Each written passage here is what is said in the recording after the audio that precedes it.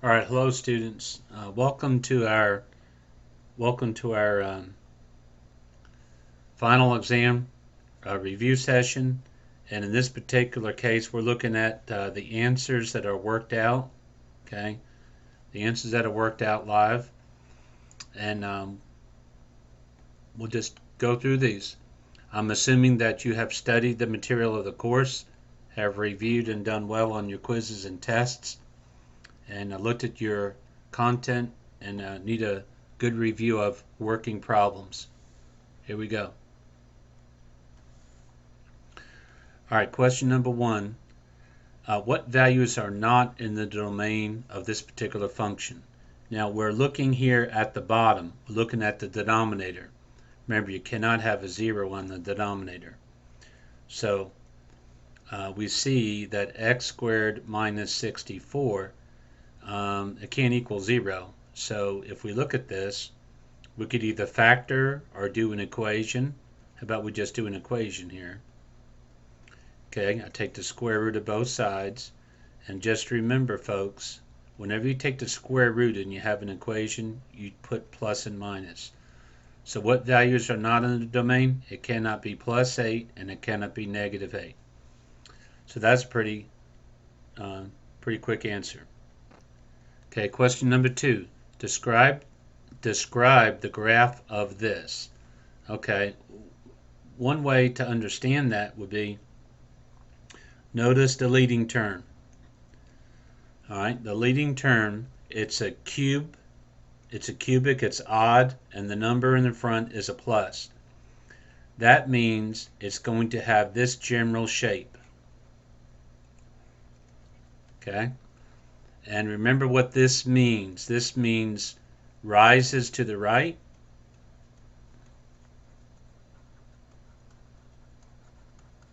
and this part means falls to the left.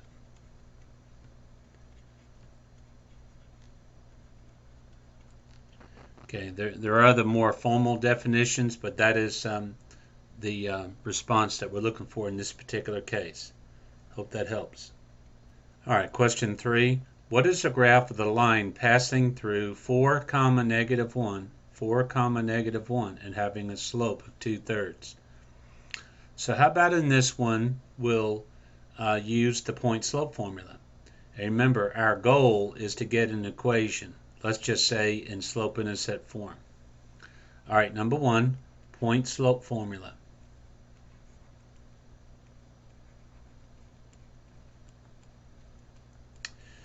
Okay, now we have to find m. Okay, what is the equation of the line? Okay, it's passing through a point, but they're already giving us a slope. The slope is 2/3. Okay, and the point is 4 comma negative 1. So there's my x and there's my y. So I'm going to take my information, y minus negative 1 is equal to 2/3 times x minus 4. Okay, let's clean this up a little bit. Y plus 1 is equal to, that would be 2/3 x minus 8/3. Now, we don't quite have it in this form yet, but we're pretty close. Let's subtract 1. 2/3 x minus 8/3 minus 3/3. See, I did that minus 1. So final answer, y is equal to 2/3 x minus 11/3. Okay, we're also going to see if we could put that in general form. Let's multiply everybody by 3. That would be 3y is equal to 2x minus 11. And we'll just move, we'll just switch both sides. That's a y right there. So 2x minus 3y minus 11 is equal to 0. That would be another answer. Okay, students, here's a question. If f of x is equal to this quadratic, then find f of negative 2. So remember, it's just a substitution problem. 3 times x squared minus 5 times x plus 23, right? And what are we going to put in here? Negative 2. Negative 2. So this is going to be 3 times 4. This is plus 10 plus 23. Okay, so what? 12 plus 10 plus 23. Okay, how about this? 22 plus 23. Here we have 45. Final answer. Okay, here's a question. Find the y-intercept for the line. Now notice this is a line right here, okay? So let's copy that equation. Okay, it's our problem now. Okay, I saw y-intercept. Remember, wherever there's a y-intercept, the x is 0. So what does that mean?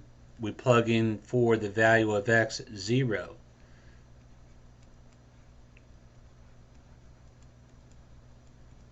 Okay, so what do we have? We have 0 minus 8y plus 6 is equal to 0. That's just negative 8y is equal to negative 6. And so y is equal to negative 6 over negative 8, or 3/4. So the y-intercept would be 0, 3/4. Okay, approximate to 4 decimal places. Okay, we're just going to get our calculator. Radical 6 divided by 9.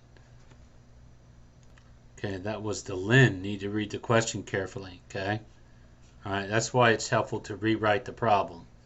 The ln, okay, divided by 9, and I have on my calculator negative 1.3013 if I was rounding to 4 places. Okay, so I hope that helps. Okay, here we go. If, what is that, $10,000 is deposited into an account that pays 4% compounded continuously, approximately how much money will be in the account at the end of 12 years? All right. This formula is the compound continuously. Just remember taking a shower and shampoo, Pert shampoo, okay? Because you got shampoo and conditioner, right? Okay. Now, what we want to do is get the facts out also. We have $10,000, we have 4%, and we have 12 years. Next step would be plug in your info.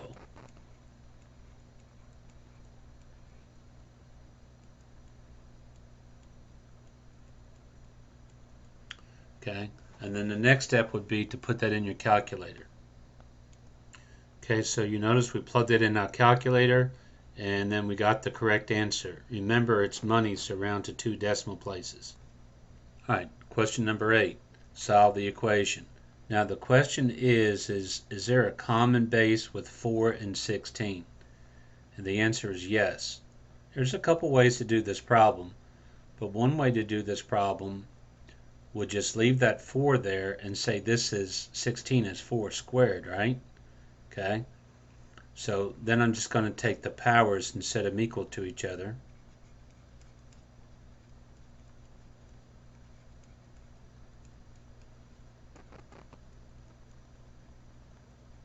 Okay, the value of that is you could plug that back in there and see if that is true. All right, question number 9. Find the zeros of this function. Now remember, to find the zeros, we're trying to find the value of x's that cause this entire expression to be equal to 0. So the obvious step would be to try to factor this all out. So that's x squared minus 3x minus 4 is equal to 0. Now the question is, does this quadratic factor out? Well, let's see. That goes back to the first week, right? Okay, so remember that. Now the question is, what are the zeros? That would be 1, 0, that would be 4, and that would be negative 1. Pretty straightforward question. Okay, Next question. What is the slope of the line containing the points? Okay, so remember we have the slope formula.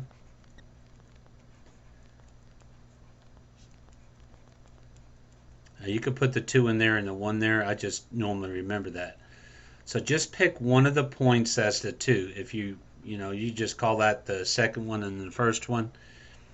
All right, so what do we have? We have y would be 10 minus a negative 6 over a negative 1 minus a negative 4. Let's clean it up a little bit. Say 2 minus to make a plus. That's 10 plus 6 over a negative 1 plus 4. This is going to be 16 over a positive 3. And that would be the slope, 16 over 3. Okay, question 11. What is the vertex of this function? Vertex. Okay, notice this is a quadratic. And notice it's in general form. So we are going to have to determine the x and the y. Remember, the vertex, to find the x, you're going to do negative b over 2a.